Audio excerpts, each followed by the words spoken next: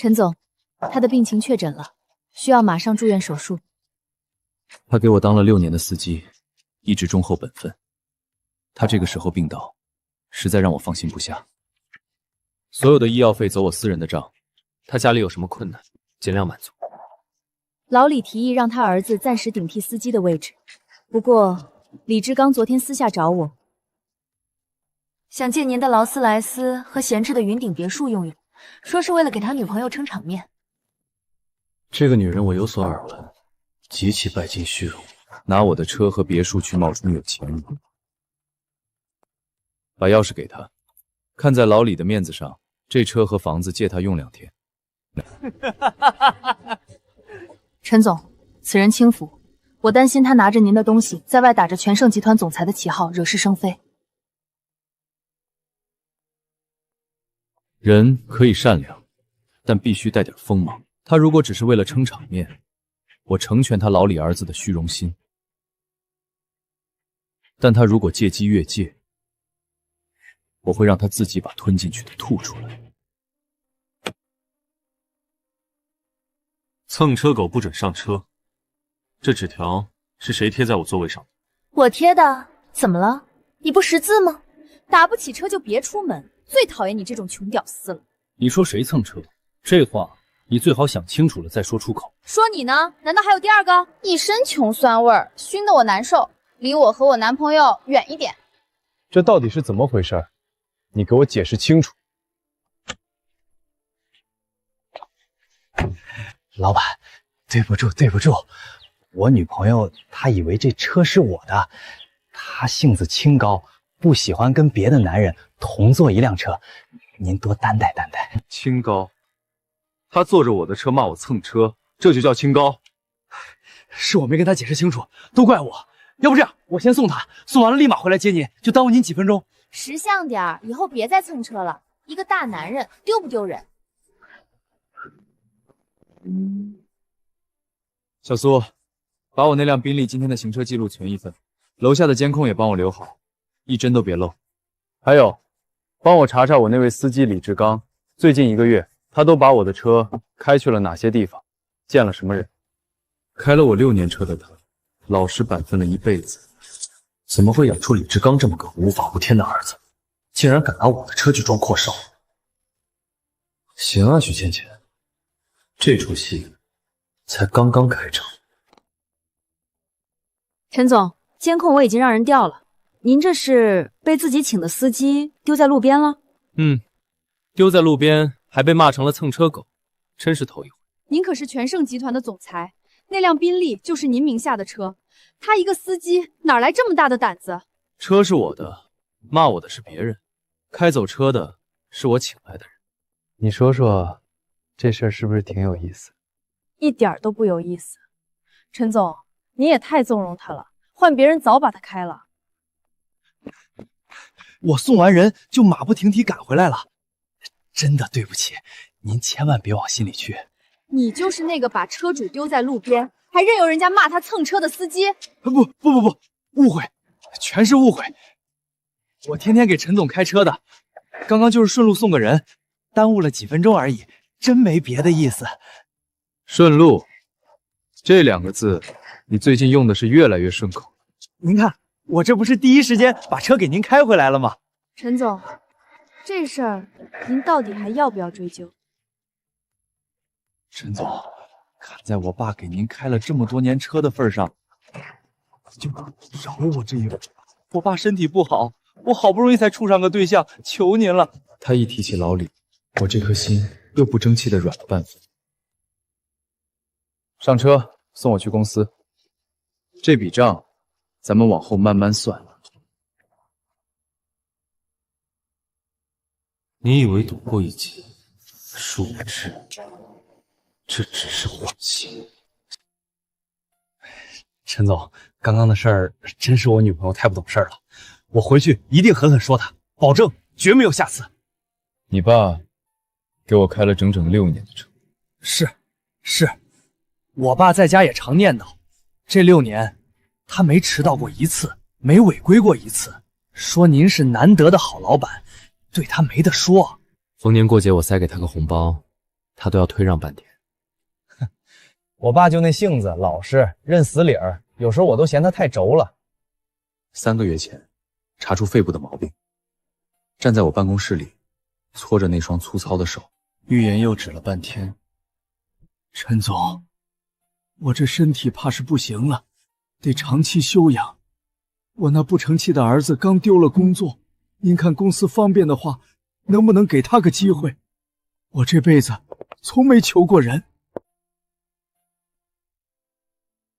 您别为难自己，让他来吧。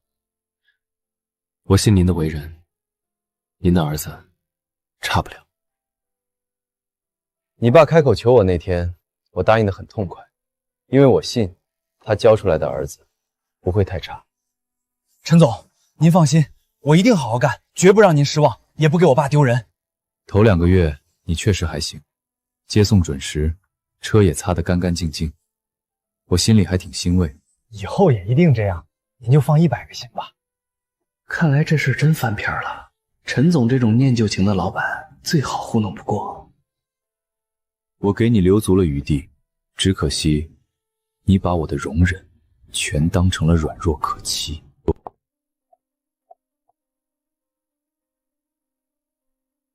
家人们看看，姐又坐上宾利了，这就是我男朋友的车，100万级豪车，天天专车接送，气派吧？陈总，这是我女朋友许倩倩，她上班的地方跟咱们公司同路，我就顺路带她一程，您别介意啊。顺路？那合着我得坐后排了。顺路带个人，本算不上什么大事。我当时就是这么想的。开车吧，别迟了。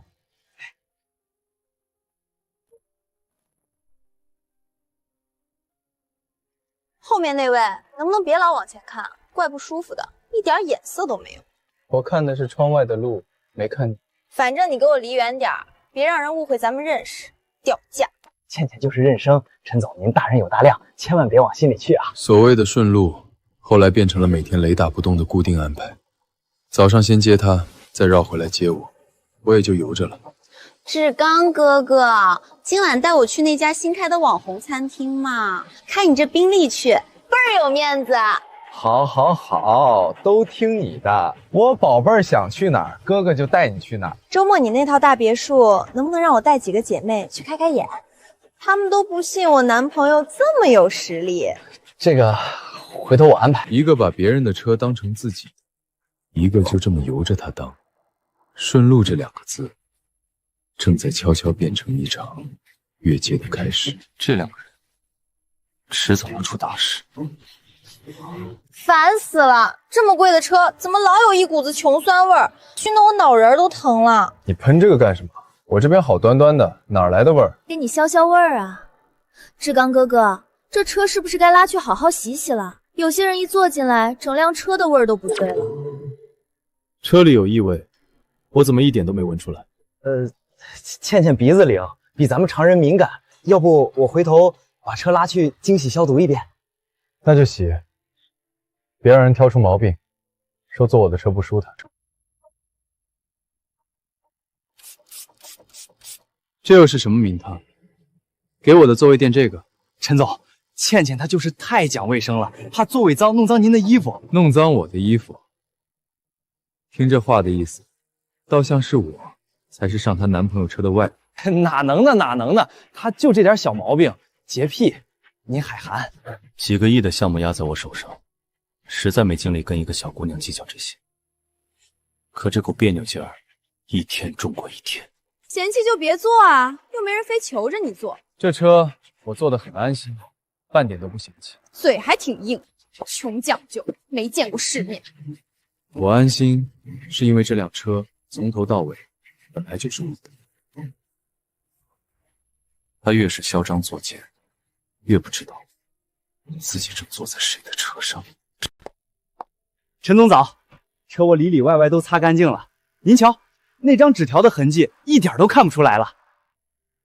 你倒是上心，怎么今天没把人带上？以后绝不让他再上您的车，上回那种事儿绝不会再有第2次。你记着就好，别再让我看见。今天又晚了7分钟。对不住，对不住，路上出了个小车祸，前面堵了好一会儿，我也是干着急。昨天你说是闹钟没响，是我最近不知怎么的，老睡过头，回头我就去换个声大的闹钟。前天你说是家里水管漏水，您记性可真好，我家那破水管年久失修，漏个没完。我正打算找师傅来彻底修一修。理由一个比一个牵强，看在他态度还算恭敬，我暂时没深究。可这迟到实在有些蹊跷。李志刚，你最近每天早上是不是还有别的事要忙？跟我说句实话。没有，我哪有什么别的事儿，就是最近太倒霉，老遇上堵车，真的，您信我。堵车堵了1个礼拜，李志刚，你这运气未免也太差了点。可不是嘛，我也纳闷呢，怎么天天都这么寸？明天我一定提前半小时出门。这事千万不能让他知道。我每天得先绕大半个城去接倩倩，再折返回来接她。这天天迟到背后藏着的东西，怕是没那么简单。谎言正在累积。志刚，你现在在哪儿？我想去趟郊区那套别墅，住2天散散心。你开车过来接我一趟。陈总，那个真是不巧，我今天早上起来发现车爆胎了，这会儿正在汽修店修着呢。爆胎？严不严重？大概什么时候能修好？师傅说啊，得明天才能修好，今天是真没法开了。您是要去哪儿啊？要不我现在帮您叫辆车？我想去趟郊区别墅。怎么，你那边听着挺吵的，在汽修厂？啊，对，汽修店嘛，人来人往，乱哄哄的。陈总您放心，车我盯着修，修好第一时间给您送过去。不用了，我自己打车过去就行。你把车好好修着吧。哎，好嘞，那您路上慢点，多注意安全啊，陈总。车爆胎要修1整天，这话听上去合情合理。可他身后那动静哪像汽修店，分明是放着音乐的屋子。我那别墅的钥匙统共就只有2把，一把在我手里，另一把备用的一直放在车上的储物格里。而这段日子，车都是李志刚在替我保管。爆胎的车，备用的钥匙，吵闹的背景音，3件事凑到一块儿，可就不那么对劲了。李志刚，我倒真心希望这一切都只是我多心了。正好今天我就自己过去一趟，亲眼看看别墅到底发生了什么。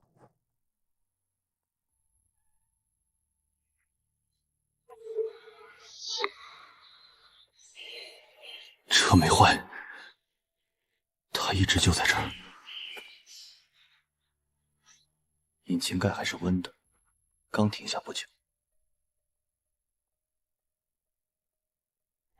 家人们看好了，这就是我男朋友的别墅，几百万的装修，我想怎么造就怎么造。倩倩姐这命可真好，这眼光一抓一个准儿。来，敬未来的女主人一杯。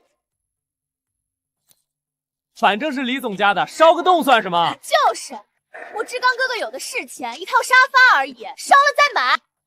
一砖一瓦，我亲手张罗了的家，如今成了他炫耀的背景，他们糟蹋的乐园。李总今天怎么没来？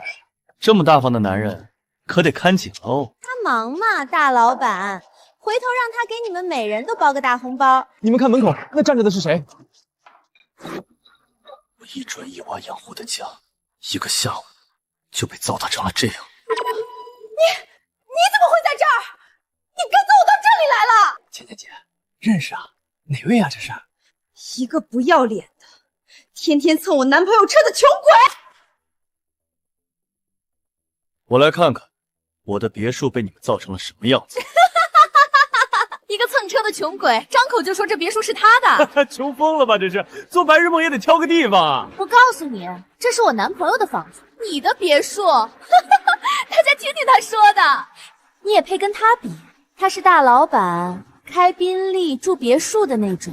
他到现在都不知道，自己嘴里那个穷疯了的人，正是这栋别墅的主人。你个臭屌丝，胆子可真肥！蹭车蹭到我头上也就算了，今天还敢闯进我男朋友家里来撒野！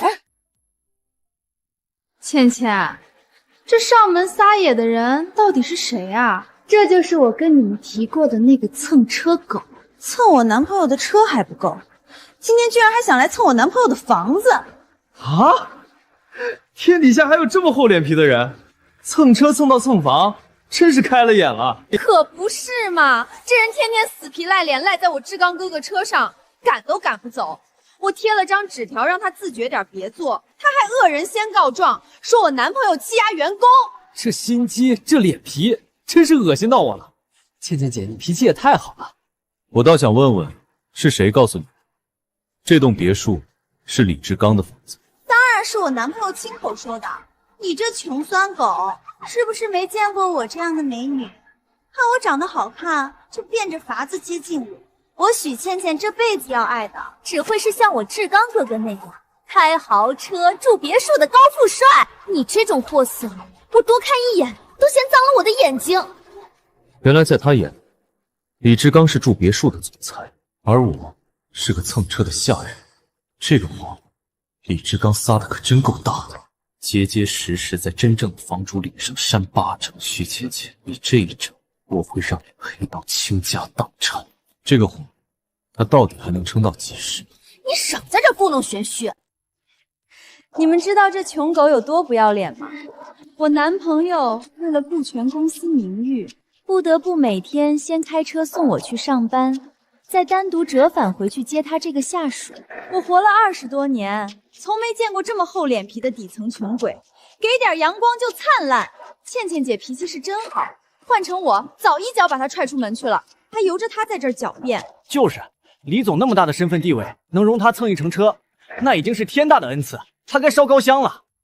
难怪这段时间天天迟到，原来是先单独接送了他这位大小姐，再绕过来接我。好一个李志刚，玩得我好苦。我每天坐的是我自己的车，怎么到你们嘴里就成了蹭车？你自己的车，姐妹们快来听吧！他说那辆宾利是他的，笑死我了！笑死！他要是开得起宾利，我倒立着走给你们看。就他那一身穷酸样，配吗？你们一个个这么笃定，李志刚就是什么集团总裁，凭的到底是什么？凭他开宾利住别墅，出手阔绰，眼睛都不眨一下，这还用问吗？事实摆在眼前。车是借的，房是占的，要是连那份阔绰都是装出来的，你放屁！嫉妒我志刚哥哥比你这穷鬼强出1万倍，所以才在这儿胡搅蛮缠。跟他是说不通的。这出戏真正的导演是李志刚，我得让这位导演亲自出面解决。他为什么跟你说他是总裁？为什么带你来我这别墅？这些话，你最好亲口去问问他。小苏，带人来我桃花源记的别墅，现场的情况一样一样都给我记录下来。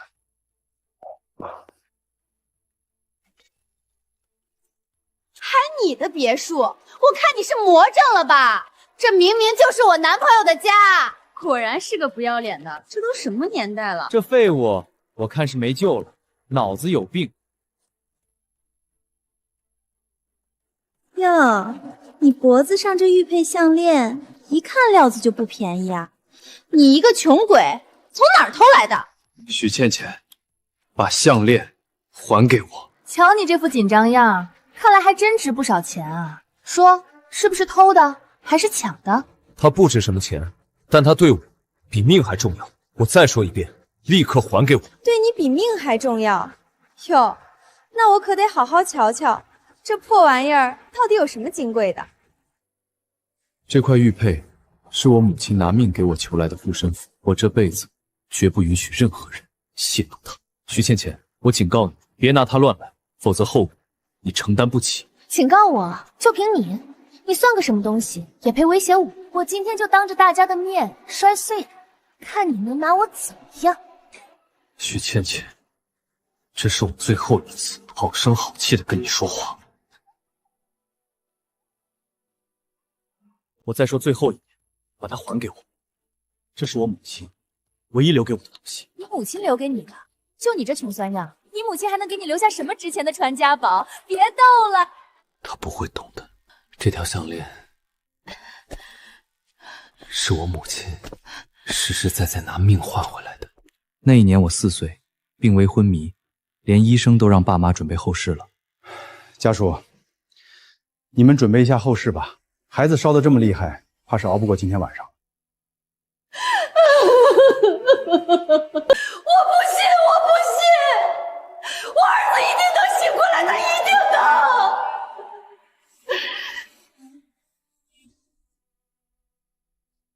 哪怕是拿我这条命去换，我也认。40多度的大热天，他一步一叩首，从山脚一直跪到山顶，就为了给我求这一块护身符。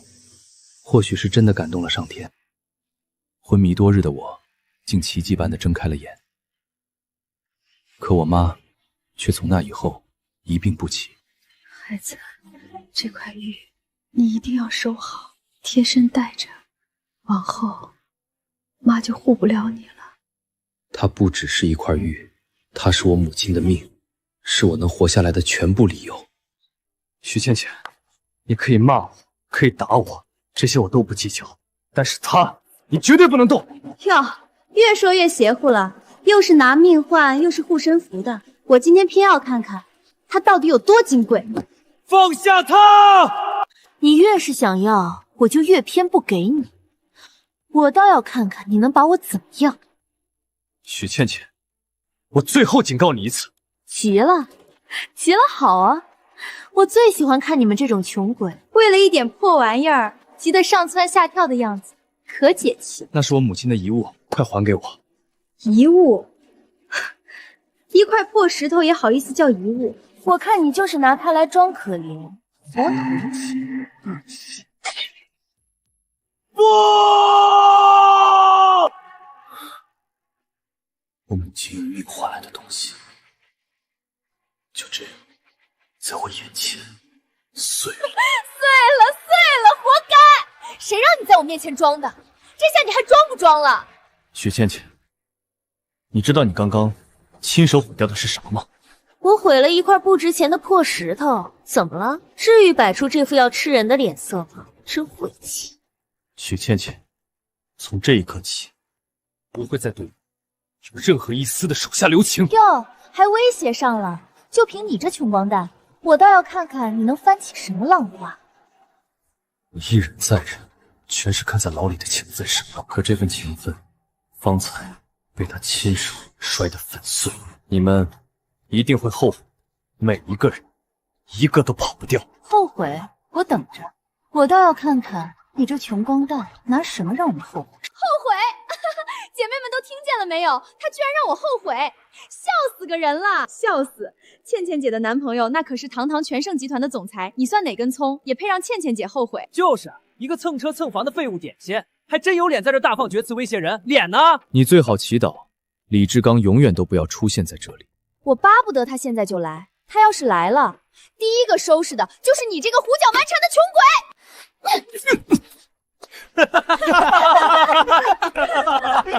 倩倩姐，跟这种不要脸的人废什么话？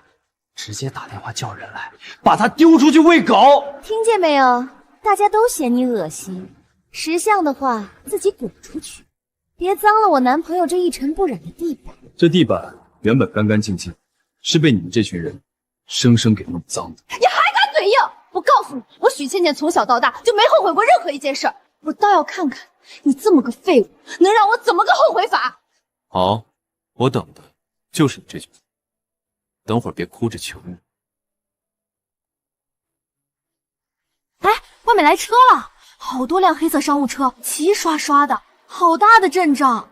肯定是我志刚哥哥回来了，我就说他不会不管我。穷鬼，你的死期到了。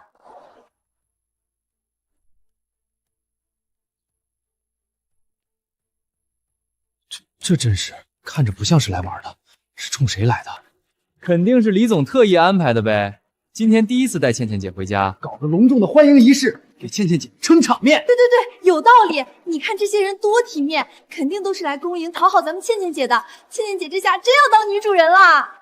看吧，我就说我志刚哥哥怎么可能舍得不管我？请问几位是哪位啊？是我男朋友李志刚让你们来的吧？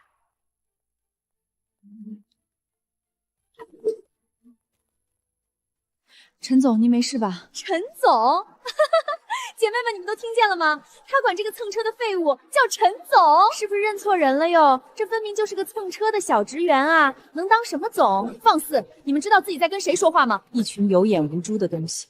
等会儿有你们哭的时候。把现场都拍下来，每一处损坏，每一件物品，一样都别落下。这屋里的东西，桩桩件件都是陈总的私产。你别说，这女的派头不像装的啊！看她对那男的是真恭敬。不恭敬什么？演戏呗。这年头，雇几个群演演场戏，能花几个钱？群演，等会儿你们就知道，今天来的每一个人是干什么的。戏演到这里，也该收场。放肆！我告诉你们，站在你们面前的这位是全盛集团的总裁陈总。他要是总裁，那我们倩倩姐的男朋友又算是谁？我看这才是天大的笑话。我懂了，肯定是这废物知道倩倩姐看不上他，恼羞成怒了，自己花钱请了一群群众演员来这儿装大佬充门面。说吧，陈凡，你花了多少钱请这群人演戏？我出双倍的价钱，让我也过过当总裁的瘾，怎么样？你们这群演员演戏好歹也尽人点，找对身份啊，偏偏来演我男朋友的身份，不觉得可笑吗？你们是不是根本不知道，我才是全盛集团总裁李志刚的正牌女朋友？李志刚，你说的不就是陈总雇来的那个司机吗？司机？你胡说八道什么？我男朋友怎么可能是个开车的司机？这栋别墅门口那辆宾利全都是我们陈总名下的产品，而李志刚不过就是陈总花钱雇来开车的一个司机。那陈凡为什么要天天蹭车？你解释啊！不可能，志刚每天开着豪车接送我出入高档场所，他明明就是总裁，这一切怎么可能是假的？蹭车？我坐我自己名下的车，在你嘴里就成了蹭车。李志刚每天接送我，那是他作为司机的本职工作。可他凭什么跟你说他是总裁？又凭什么带你来住我的别墅？这些，你该去问他自己。你们少在这儿一唱一和的演双簧，我看你就是怕我志刚哥哥来了，你彻底没了机会，才故意编瞎话挑拨离间。我们陈总会缺你想的那种机会，他富可敌国，缺的从来都是清静。你给我闭嘴！我男朋友开宾利住别墅，花钱跟流水似的。宾利是我的，别墅是我的，连他身上穿的那套名牌西装，都是用我发给他的工资买的。不可能，不可能的，他怎么会骗我？倩倩姐，要不咱们还是直接给李总打个电话，当面问清楚。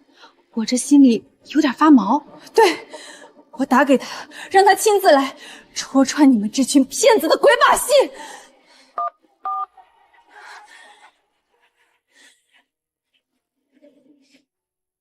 志刚哥哥，你快来别墅！有人在咱们家闹事儿，还有个女的，非说你是个司机，说这房子是别人的。你快带人过来，替我做主！为什么不说话？难道陈帆说的都是真的？你倒是说话呀！你到底什么时候能到？倩倩，你先别跟他们起冲突，千万别动手。你们都给我等着，我志刚哥哥马上就到，到时候我看你们这群骗子怎么收场。陈总，要不要报警？我已经让人拍照取证了。不急，等李志刚来了，当着所有人的面，把这一切都说清楚再说。装，你就接着装，等我志刚哥哥来了，看你还能装到几时？到时候有你哭的。倩倩姐，等会儿李总来了，可得让他好好教训教训这群不知天高地厚的骗子。教训我们，就凭一个给人开车的小司机，他也配？我看你们是还没认清状况。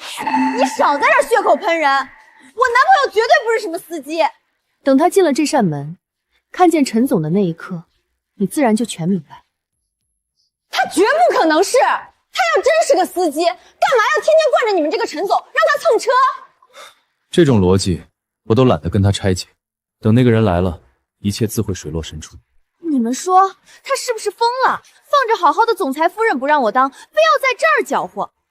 倩倩姐别气，气大伤身。等李总一来，什么骗子都得现原形。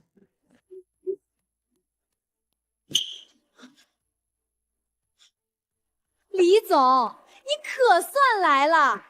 这群骗子请了一帮人在这儿演戏，又是砸东西，又是吓唬我们的。他们满嘴胡话，说你是个司机，说这栋别墅是那个废物的。您快给倩倩姐做主，制止他们，让这群不知死活的骗子好好见识见识，什么才叫真正的集团总裁。那块玉佩，我爸交接班的时候千叮咛万嘱咐过，说那是陈总母亲拿命换来的遗物，比天还大。怎么会碎在这儿？志刚哥哥，你可来了！这群人欺负我，你快叫人把他们都赶出去，尤其是他们两个。非说你是个开车的司机，说这别墅是那个穷鬼的，你快当着大家的面告诉他们，这些全都是你的，对不对？志刚哥哥，你怎么不说话呀？你倒是反驳他们啊！陈总，我求求你帮帮我，就这一次。志刚哥哥，你跟那穷鬼说什么呢？你倒是让人把他们轰出去啊！倩倩，你先别说话，让我跟陈总说两句。李总这是怎么了？怎么见了那个蹭车的吓成这样？陈总，我错了。可现在这么多人看着，你要是揭穿我这张脸往哪儿搁呀？他到现在想的还是自己那张脸，半个字都没提他闯下的祸，砸碎的东西。陈总，您就帮我圆个谎，在倩倩面前假装我才是总裁，您是我手下的职员，就这一次，就这一次，李志刚，这话你自己信？信，我对天发誓。陈总，你也是知道的，我爸身体一天不如一天，他这辈子最大的心愿就是盼着我能成个家，安定下来。倩倩条件好，长得也漂亮，对我又上心，我是真心想跟她处下去，娶她过门。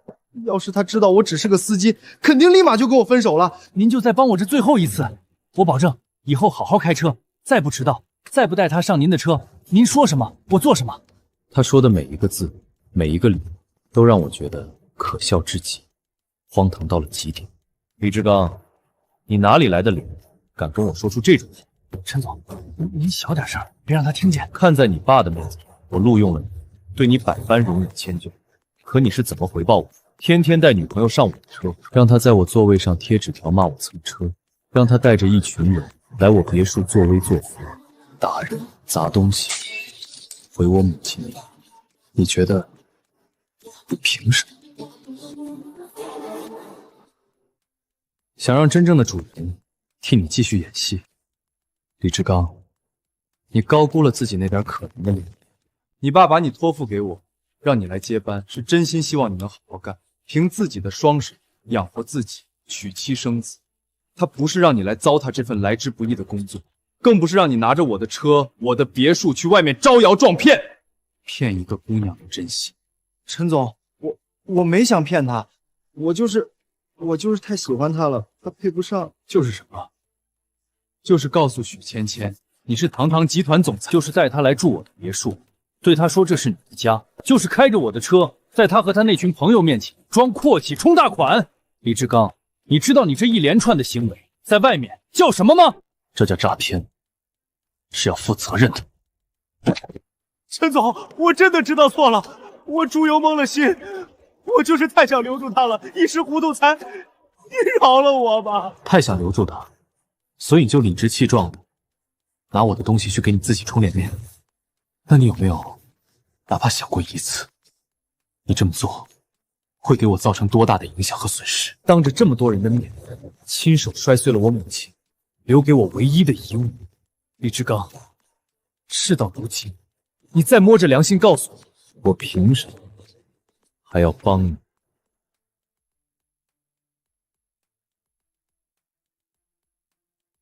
陈总，那玉佩我可以赔，我砸锅卖铁也赔。赔？那块玉佩是我母亲拿一条命换回来的，你拿什么赔？你赔得起吗？钱能买回来的叫损失，钱买不回来的叫罪过。你们俩鬼鬼祟祟的嘀嘀咕咕半天，到底在说什么呢？志刚哥哥，这个穷鬼刚刚都跟你说了些什么，把你吓成这样？是他威胁你了，还是他说了什么离间咱俩的话？你别怕他，有我在呢。他要是敢威胁你，咱们就请最好的律师告他。我就不信了，一个蹭车的穷包子还能翻了天去？倩倩，你别说了，行吗？什么？我为什么不能说了？难不成你真的被这个穷鬼给威胁住了？你怕他？你快别说了，这件事根本不是你想的那样。不是我想的那样，那是哪样？难不成真像他们说的，你是他的司机，这房子是他的？这么离谱的鬼话，也就那个蹭车狗编得出来。志刚哥哥，你快狠狠打他们的脸，告诉所有人，到底谁才是总裁，谁才是下人！李志刚，你哑巴啦？我让你说话，你今天要是不把这事儿说清楚，咱俩就完了。倩倩，有些话我一旦说出口，咱俩才是真的完了。你说清楚，什么叫一说出口咱俩就真完了？李志刚，你别吓我！倩倩，我求你，今天先跟我回去，别在这儿闹了，行不行？回去，事情没说明白，我哪儿也不去。你今天必须给我一个交代。只等他开口澄清打脸那个穷鬼，可他为什么就是不说话？对呀，李总，您倒是快表明身份啊，让这群不长眼的知道什么叫天高地厚。也敢在您的地盘上装模作样，反了天了！倩倩姐还眼巴巴等着您站出来替他出这口恶气呢。您说句话呀，李总。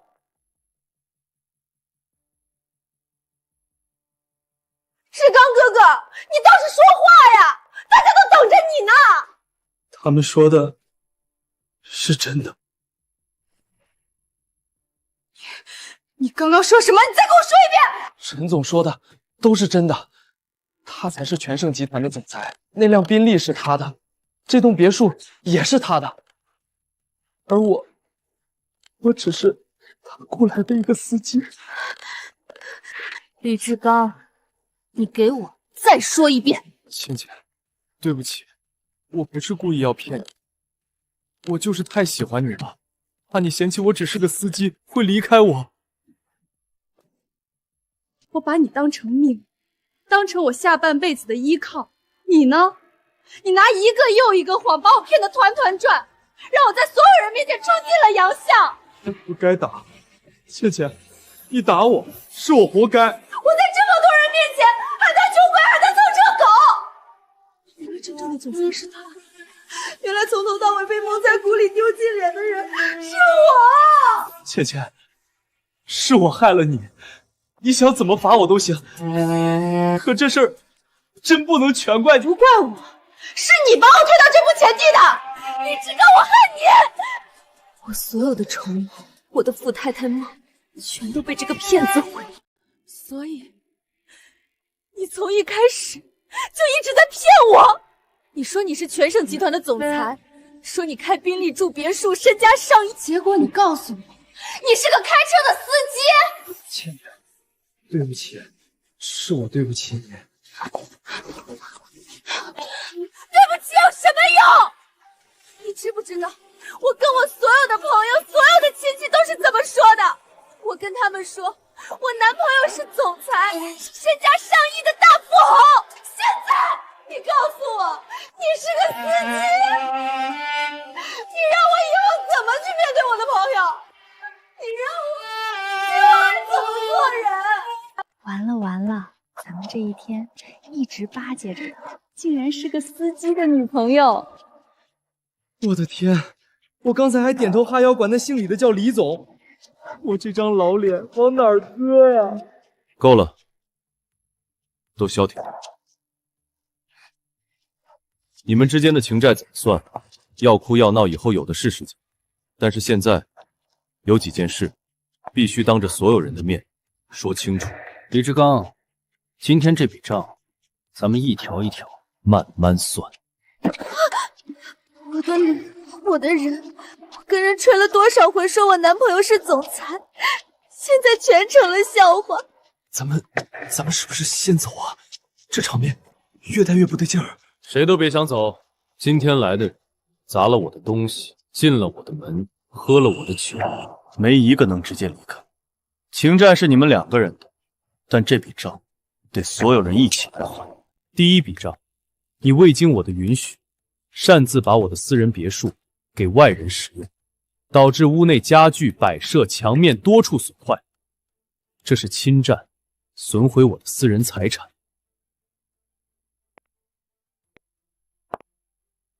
第二笔账，你擅自将我的私家车长期用来接送与工作无关的外人，造成车辆不正常损耗，这是非法占用公司及我个人的财产。第三笔账，你长期隐瞒真实身份，拿我的车子、房子、资产当幌子，去骗取他人的感情与信任，这已经涉及到了民事欺诈。第四笔账，这是我母亲留给我唯一的遗物，今天被你带来的女朋友当众亲手摔得粉碎，这件事你同样脱不了干系。陈总，我不是故意的，求您饶我这一次，给我一条活路，绝对不会再有下次了。起来，我让你起来好好说话，不是让你在这磕头。这点头磕碎了，也抵不了你犯下的事。陈总，您这是愿意原谅我了吗？原谅？不，我只是让你站起来，像个人样的说话。至于这4笔账怎么处理，从今往后一切按规矩来。从今天起，我不会再因为你父亲的情分给你任何特殊的关照与快乐。4笔账，白纸黑字一笔笔我都记下来，这个字谁也别想来。陈总，现场的所有照片和视频，工作人员都已经拍下来了，每一样损坏的物品都逐一记录，登记在案。你还有其他补充的吗？很好，做得很周全。那个陈总是吧？今天这件事真的是一场天大的误会。我之前真的不知道这车和房子都是您的，我以为……你以为什么？你以为我只是个蹭车的下人，所以就可以随随便便的打我耳光，砸我母亲的遗物？可我也是被李志刚给骗了呀！要怪你也该怪他，是他先骗我的。他骗你身份是他的错，这笔账我会单独跟他算。可是那块玉佩是你亲手摔碎的，那记耳光是你亲手扇的，这些跟他骗没骗你没有半点关系。不就是一块破玉佩，几件破家具吗？至于揪着不放吗？你看你都这么有钱了，有钱就活该被你们这样肆意糟蹋践踏。徐芊芊，我的钱是我一分一分挣来的，不是大风刮来的，更不是用来给你们这群人撒野挥霍的。所有的损失，我们会请专业机构按市场价进行评估，然后走正规的法律途径向相关责任人索赔，一分不会多要，但也一分都不会少。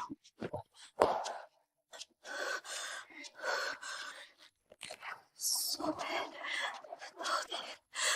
到底要赔多少？他终于开始知道害怕了，可惜太晚了。李志刚，你倒是说句话呀！你不是信誓旦旦的说会保护我，会永远对我好吗？现在出事了，你怎么就成了个不说话的哑巴了？芊芊，事到如今，我连我自己都保不住了，我还拿什么去保护你啊？这下可真是惨了，听说要按市场价赔偿，就这一屋子的进口家具和洋酒，得是个天文数字吧？咱们今天也在场，又喝又闹的，是不是也跑不掉了？刚才那些可全被摄像头拍下来了。早知道是这么个结果，我今天打死都不该跟着来啊！现在知道怕了。刚才打人砸东西，跟着起哄要把我赶出去的时候，怎么一个个都不见你们怕？陈总，我们就是来凑个热闹，真的没动手砸东西啊。凑热闹？监控录像里谁喝了多少瓶酒，谁用烟头烫了沙发，谁动手推搡了陈总，清清楚楚，明明白白。要不要我现在就一个一个点名给大家听听？把现场都保护好，所有东西谁都不许再乱动，剩下的事交给专业的人去处理。是，陈总，我这就安排。热闹是你们一起凑的，这笔账自然也得你们所有人一起来认。怎么会变成这样？我明明是来当这栋别墅的女主人的。倩倩，对不起，都是我的错。当初我要是没撒那个谎，没带你来这儿，就不会害你到这个地步。现在说这些还有什么用？你赔得起吗你？你一个开车的司机，拿什么赔这上千万的窟窿？我会想办法的，我去打工去借。倩倩姐，这事儿吧，说到底，主要是你跟李志刚两口子闹出来的，我们就是被你叫来陪你玩的。这赔偿嘛，应该跟我们这些外人没多大关系吧？你说什么？刚才砸东西起哄的时候，你比谁喊的都欢。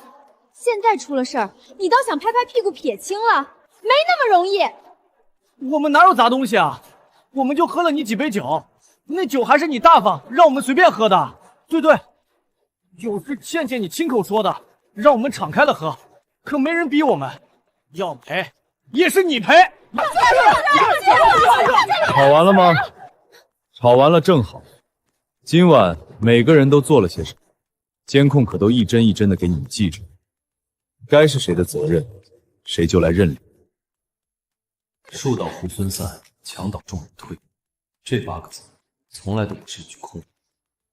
苏寒月，把所有材料整理好，明天约他们所有人到律师事务所，把这笔数当面诉得清清楚楚。酒醒了，戏散了，而那张沉甸甸的账单才刚刚开始。各位，经过我们专业团队的初步评估，别墅内的定制家具、进口地毯、被烟头烫毁的真皮沙发，再加上被损毁和饮用的几瓶收藏级洋酒，初步核算总损失金额为2000万元整。2000万？你抢钱呢？我们就喝了你点酒，吃了点东西，怎么可能值2000万？这位女士，请您冷静。陈先生收藏的那几瓶酒是限量的年份酒，单一瓶市场价就在100万以上，而你们昨晚一共开了10几瓶。这怎么可能？几瓶酒就上千万？当初就是你们怂恿我说什么倩倩姐家的好酒不喝白不喝，现在要赔钱了，凭什么让我一个人扛？谁怂恿你了？分明是你自己爱显摆，到处吹嘘说这都是你男朋友的家产。结果呢？你那男朋友是个开车的司机。就是，要不是你天天装什么总裁夫人，我们犯得着上赶着来巴结你吗？这2000万的窟窿，你自己想办法填，别想拉我们下水垫背。你们这群忘恩负义的白眼狼，以为我是阔太太的时候，一个个跪舔的比谁都欢，现在出事了，就翻脸不认人了。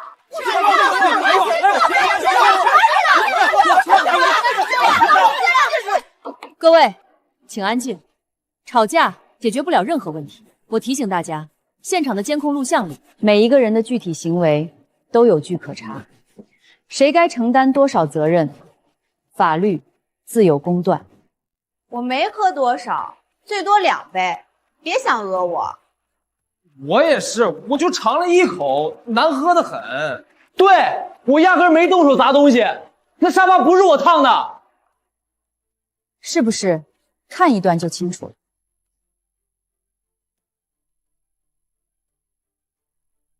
画面里，你一个人开了3瓶。这位女士，烟头烫沙发的是你，还要我继续放吗？是。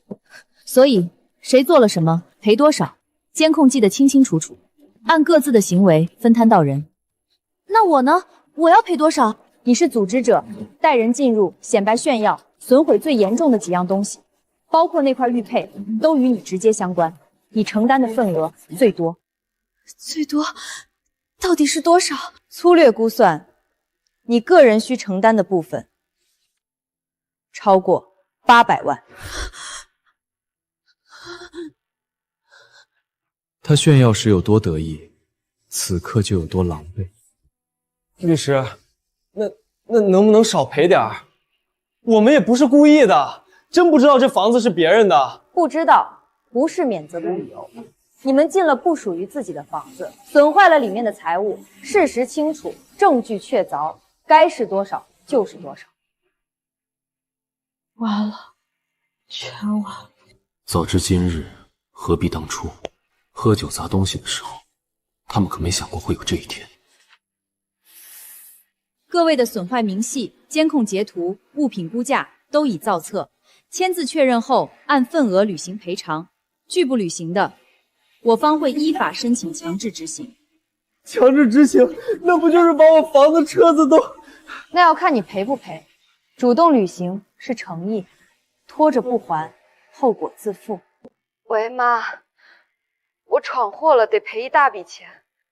你先别问那么多，能不能先借我点儿？我那点工资攒一辈子也赔不起。我老婆要是知道，非跟我离婚不可。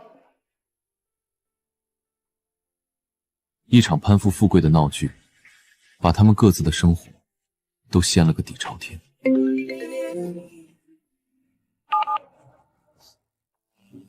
老婆，你听我解释，不是你想的那样。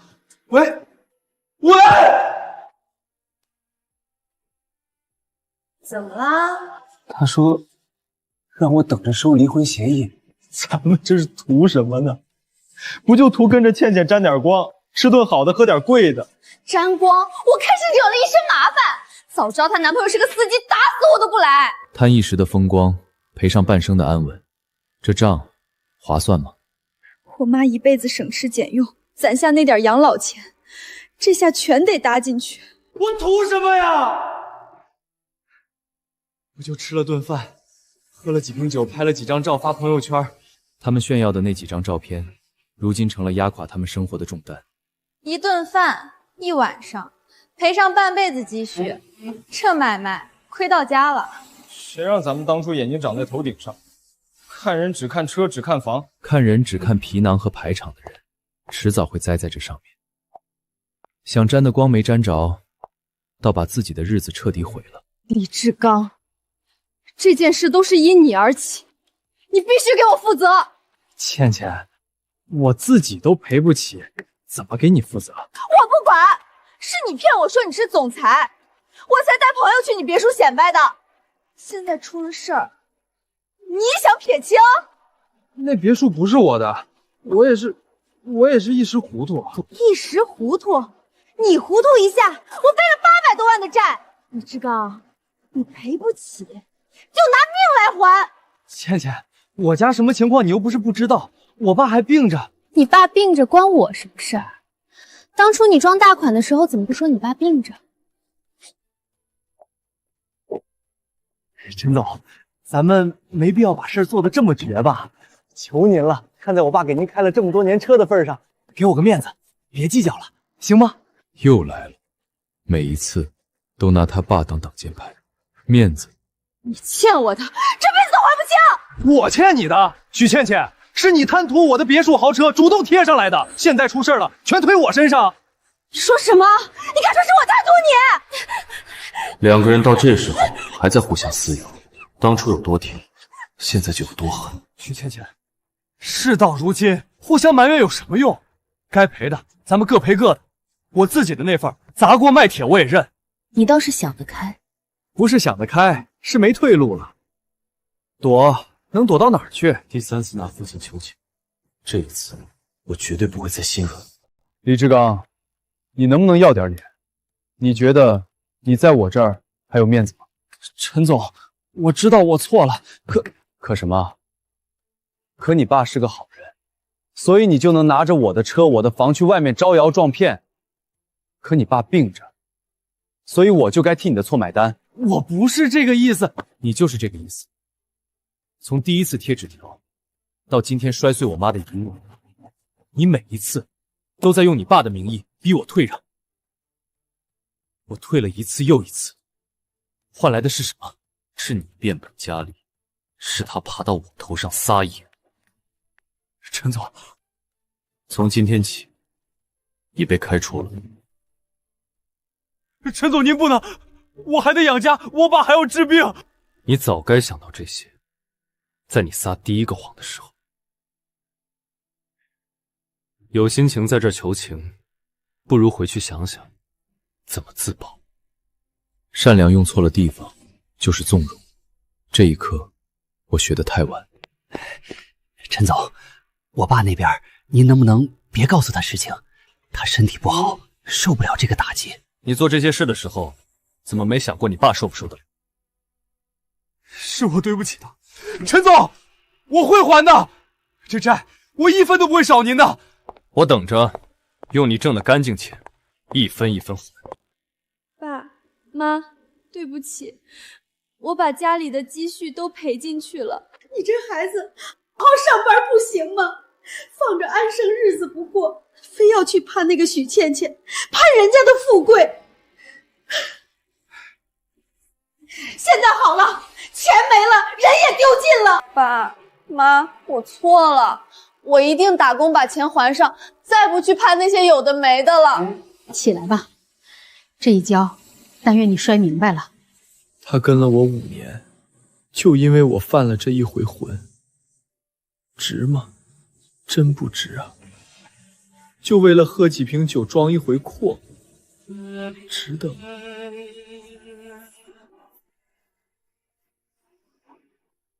当初一窝蜂凑上来的人，出了事，一窝蜂全散了。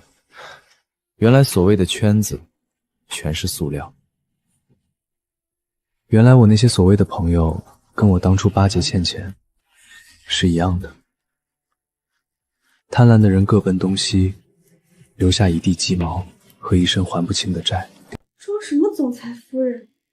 原来是个司机的女朋友，自己才是蹭车的，还好意思骂别人。我活这么大，最瞧不起蹭车的、攀附的，结果闹了半天，那个蹭车的是我自己。倩倩，这些都是什么？800多万的赔偿，你到底在外面闯了什么祸？妈，我也不想的，我以为他是总裁，是富豪，我以为我要当富太太了。我早跟你说，别成天想着攀高枝，脚踏实地找个本分人，比什么都强，你偏不听。我错了，可现在说什么都晚了。这么多钱，我这辈子都还不起。哭有什么用？欠的债得一分一分还，这是你自己选的路。我曾经那么看不起的脚踏实地，原来才是我最缺的东西。倩倩，妈不是怪你，妈是心疼你。你从小就爱慕虚荣，总觉得嫁个有钱人就能少奋斗几十年。可你看看，这就是下场。妈，我知道错了，以后我再也不做梦了。我老老实实打工还债，行不行？行，妈陪着你，一分一分还，总有还完的一天。800多万，我连8万都没见过。路是一步步走的，债是一笔笔还的。妈不嫌你穷，就怕你不肯低下头，好好做人。妈，我肯，从今往后我肯。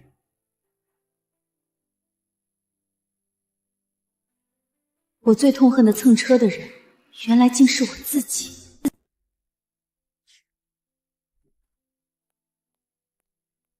陈总，门外有位姓李的老先生说想见您，是李志刚的父亲。让他进来吧。陈总，对不起，对不起呀，我对不住你。老李，您别这样，快坐。我没教好那个孽子，让他给您闯了这么大的祸，还砸了您母亲的遗物，我这心里跟刀割一样啊！老李，您身体不好，这事儿本不该让您操心。我当初求您给他个机会，是想让他学好，能自食其力。我没想到他会变成这样，是我害了您，也害了他自己呀。这不怪您，您是个好人，开了我6年车，从没出过一点差错。是他辜负了您的期望，也辜负了我的信任。陈总，志刚他还有救吗？陈总，要不要给老先生倒杯水？他这身子骨站着说话都费劲。倒。老李，您坐着说，别急。陈总，您还是这么周到，受那孽子没福气啊！陈总，我知道这次志刚闯的祸天大，我不替他求情，他该担的让他担，我就是想当面跟您磕个头。老李，使不得，您这是折我的寿，您坐着，咱们好好说话。您越是这样，我这心里越不是滋味呀。父亲的眼泪，最是难还的债。志刚犯的错，却压弯了一个老父亲的脊梁。老李，我跟您说句实话，志刚这次的事儿已经不是我能压下去的了，损失太大，牵扯太多。我知道，我都知道，是他罪有应得。我不求您撤销追究，我只求他能学个教训，以后别再走歪路。这一点，我答应你，我不会赶尽杀绝，但他该承担的，一分都不能少。这对他未必是坏事。谢谢您，陈总。您能这么说，是我们李家上辈子修来的福分。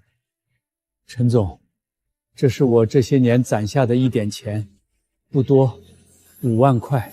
您母亲的遗物，我赔不起，但这是我的一点心意，您一定收下。老李，您的心意我领了，但这钱我不能要，您拿去治病。您的身体比什么都重要，您赔多少都补不上那个缺口，所以不必赔。陈总，您这份心……老李，您是我敬重的人，这一点从来没变过。一样的姓，一样的关系，做人的差距却是天壤之别。陈总，您这份情，我老李记一辈子，下辈子我做牛做马也要报答您。老李，别说这些，您把身体养好比什么都强。志刚那边，只要他肯回头，我不会把路堵死。听说李志刚被开除后，背着巨额赔偿，到处打零工还债。兄弟，听说你以前是给大老板开车的，怎么混成这样了？以前不懂事儿，把好好的日子自己作没了。作没了？怎么作的？我开着老板的车，骗人家姑娘说我是总裁，最后呢，车也没了，人也没了，工作也丢了，还欠了一屁股债。那可真是何苦呢？是啊，何苦呢？我爸一辈子老实，就盼我踏踏实实做人。我倒好，为了一个虚名，把他的脸都丢尽了。要是能重来，我宁愿老老实实当个司机。可惜，没有如果了。兄弟，想开点儿，人这一辈子谁不摔几跤？爬起来还是条好汉。摔这一跤，把我摔醒了。以前我总嫌我爸窝囊，现在才知道，他那叫本分。本分好啊，本分人睡得着觉。来一根。戒了，省下的钱还债。行啊，兄弟，是个干实事的，这样的人亏不了一辈子。亏不了一辈子，但愿吧，我把前半辈子的福都做没了。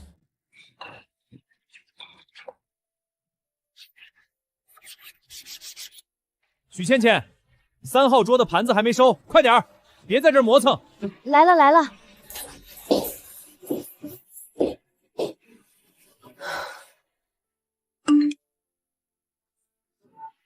倩倩，听说你在洗碗呀？傅太太怎么沦落成这样了？以前我以为朋友多是因为我有本事，现在才知道，他们围着的从来不是我，是那辆宾利，那栋别墅，都是假的，从头到尾全是假的。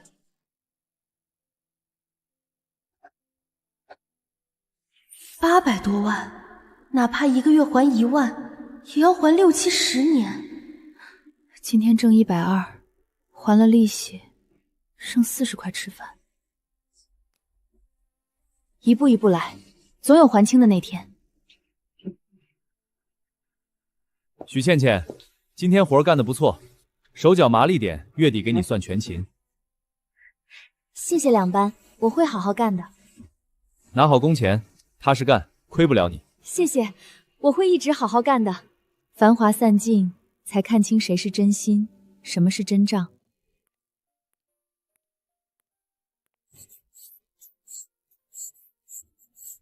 老师傅，我想请您看样东西。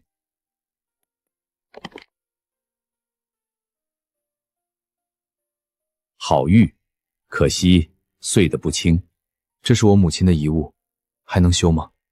碎了的玉没法变回原样，但有一种法子叫金触，用金把裂痕一道道补起来，补完，裂痕还在，但它会变成新的纹路。裂痕还在？对，碎过的东西瞒不了人，可补回来，它就多了一段故事。有时候比原先那块没瑕疵的更有分量。那就拜托您了。多久能好？急不得，好东西得慢慢来，给我1个月。谢谢您，老师傅。这玉补好之后，那些金线会不会很显眼？显眼，但不丢人。他告诉所有人，这块玉碎过，也补过，藏着掖着的伤才丢人，敢亮出来的疤是勋章。敢亮出来的疤是勋章，这话我记下了。这玉的料子是上等的羊脂白玉，当年买它的人是真疼待它的人，是我母亲，她拿很重的代价求来的。那我更要用心补，这补的不是玉，是一份念想。您放心交给我。老师傅，钱不是问题，您尽管用最好的工料，我只求一样，把它认认真真补回来。放心，我做这行40年，最懂什么叫认真2字。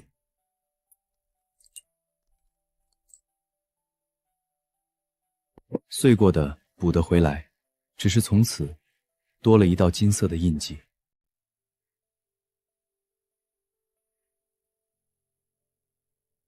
妈，您留给我的玉佩碎了，但我找了最好的匠人，正在一点点把它补回来。凡凡，这块玉是妈求来的护身符，妈希望它能护你一生平安。妈，那您呢？谁来护着你？傻孩子，妈把它给了你，就等于妈一直在你身边。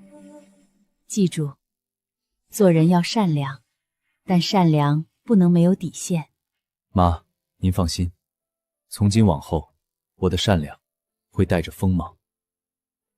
该帮的人，我倾尽全力；该护的东西，我寸步不让。凡凡，人善被人欺，马善被人骑，可妈还是希望你善良，只是这善良得长出骨头来，撑得住也护得了人。现在我捡回来了，我会带着它一直走下去。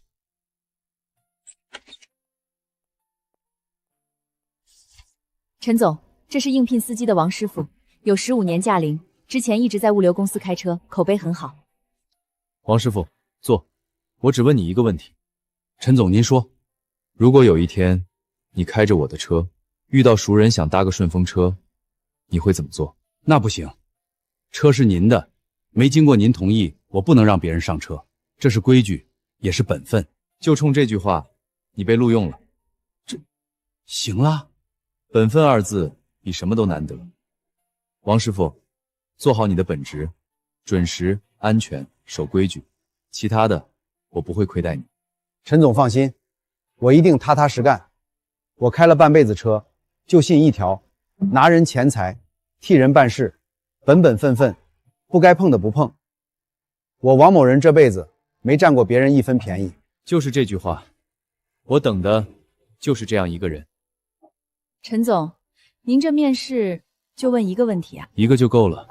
人品这东西藏不住，守不守得住分寸，一句话就听出来了。兜兜转转，我要的从来只是本分2字。是你？许倩倩。陈总，对不起，以前是我有眼无珠，是我猪油蒙了心，我现在每天都在还债，我知道错了。知道错是好事。那块玉佩，我知道它对您很重要，是我这辈子最大的错，我这辈子都赔不清。但只要我还活着，我就一直还。这是我欠你的，也是我欠我自己的。玉佩的事我会按规矩处理，你按数还就行。但我想告诉你一句话，你今天端的这盘菜，比你当初坐在宾利里拍的任何一条视频都更体面。谢谢您，陈总。我知道为什么会跌倒，是我贪心，是我把虚荣当成了本事。有这份心就好。钱能慢慢还，人能慢慢变，怕的是跌倒了还不知道为什么。他若真能脚踏实地，这场跌倒也算没白摔。陈总，要不要进去坐坐？不必了，他现在这样挺好。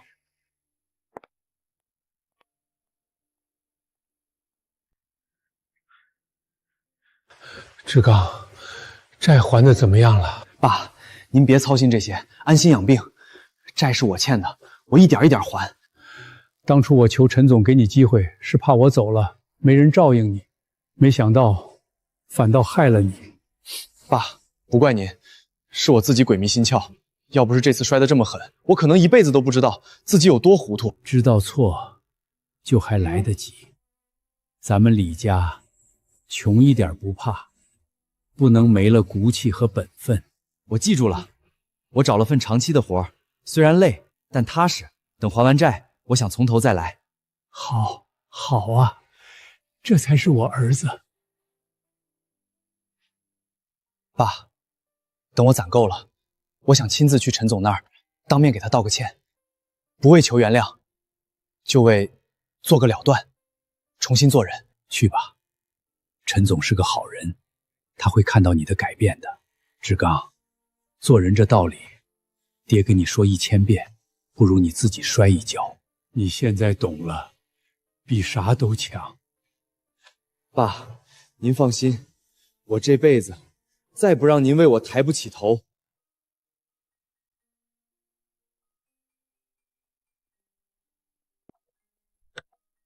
陈总，今天去城东的项目工地，路上大概40分钟。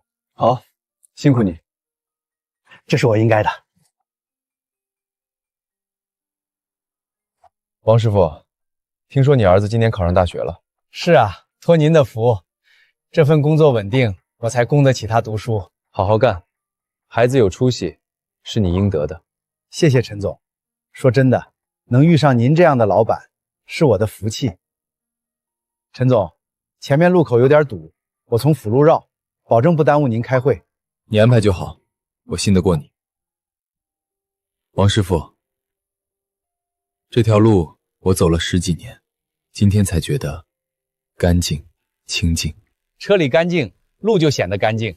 陈总，我每天都把车里里外外擦一遍。好，这样的干净我喜欢。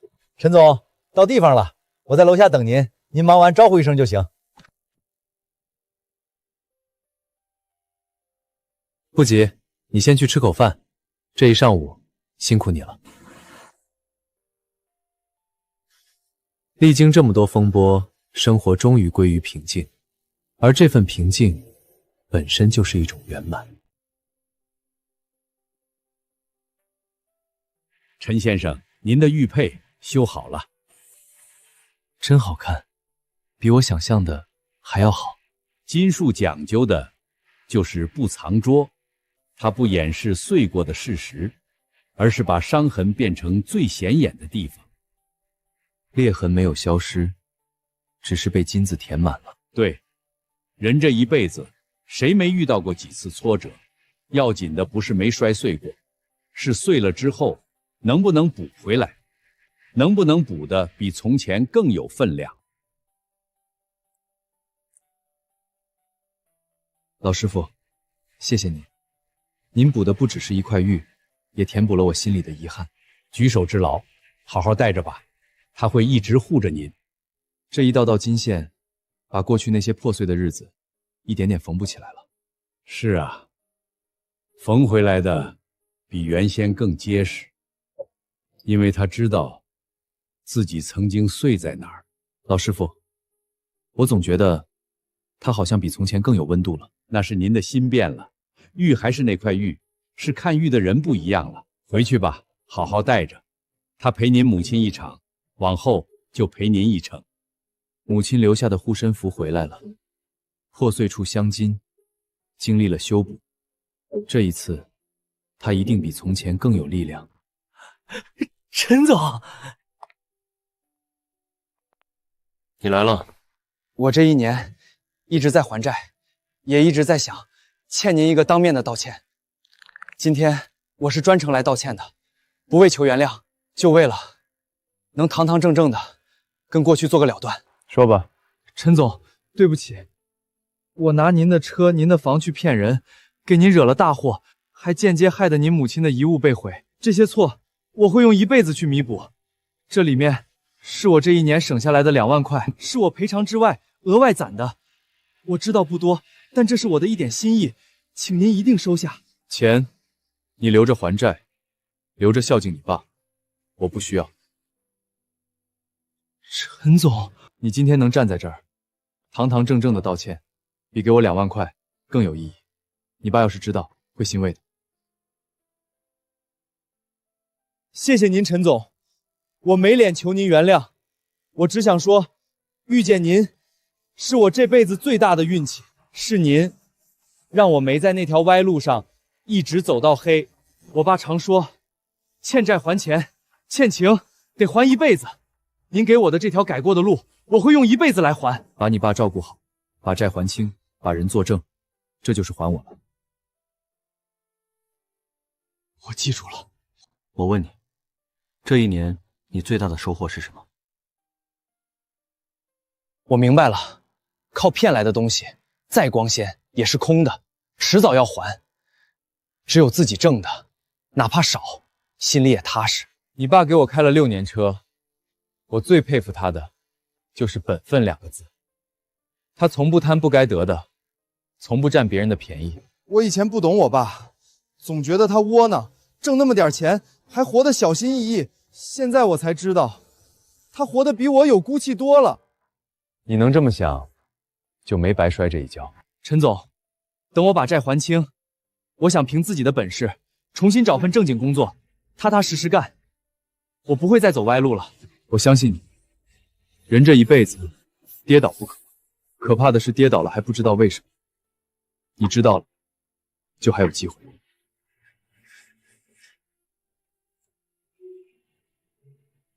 谢谢陈总的教诲，这些话我会记一辈子。回去吧，照顾好你爸。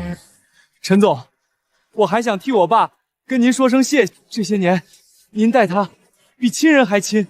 你爸值得，他用6年的本分挣下的尊重，谁也夺不走。陈总，李志刚的事儿算是彻底了结了。说实话，您这次能放下，我挺意外的。换做以前，您不会这么宽容。宽容？我没宽容他，该赔的他1分没少，该担的他一样没逃。我只是不再赶尽杀绝。这有区别吗？有。从前我心软，是没有底线的退让，结果养出一群得寸进尺的人。这次我守住了底线，该追究的追究，该原谅的，等他真心悔改了，再给一条路。所以善良也是要有边界的。这世上从来不是你退一步，别人就跟着退一步。你越心软，他越敢骑到你头上。善良是好事，但善良必须带点锋芒，不然就只会被人当成软柿子捏得粉碎。这话该写下来。这是我用1块玉佩换来的道理。我明白了，善待该善待的人，绝不纵容该追究的人。对，善良不是没有脾气，是把脾气留给那些不知好歹的人。陈总，这1年我跟着您学到的最多的就是这4个字：善良带刺。刺不是用来扎人的，是用来护着花的。没有刺的善良，护不住任何人，包括自己。陈总，这是许倩倩托人转交的，她说不求回信，只想让您看看。陈总，1年前我是个只会盯着豪车别墅、瞧不起踏实人的傻子，是您那句端盘子比拍视频更体面点醒了我。我现在做了领班，虽然挣的不多，但每1分都干净。我不再羡慕谁的豪车，因为我终于活成了自己看得起的样子。债我还在还，会一直还下去。谢谢您，没有把我一棍子打死。他想通了。您要回信吗？不必，他要的不是我的回应，是他自己的答案。他已经找到了。当初那个嚣张跋扈的姑娘能有今天，真不容易。人都会犯错，要紧的是错了之后往哪个方向走。字里行间是真的变了一个人。摔得越疼的人，醒得越彻底。陈总，要不要我替您留着这封信？留着吧，哪天我若忘了善良要带锋芒，就拿出来看看，提醒自己曾经心软到了什么地步。各位，今天我宣布，集团将启动一项本分人公益计划，专门资助那些踏实肯干却暂时陷入困境的普通劳动者。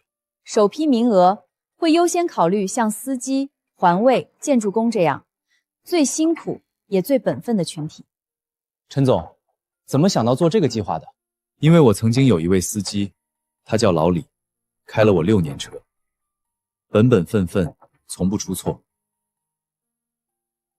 是他让我明白，这世上最可贵的就是踏实做人。这个社会不该让本分人吃亏。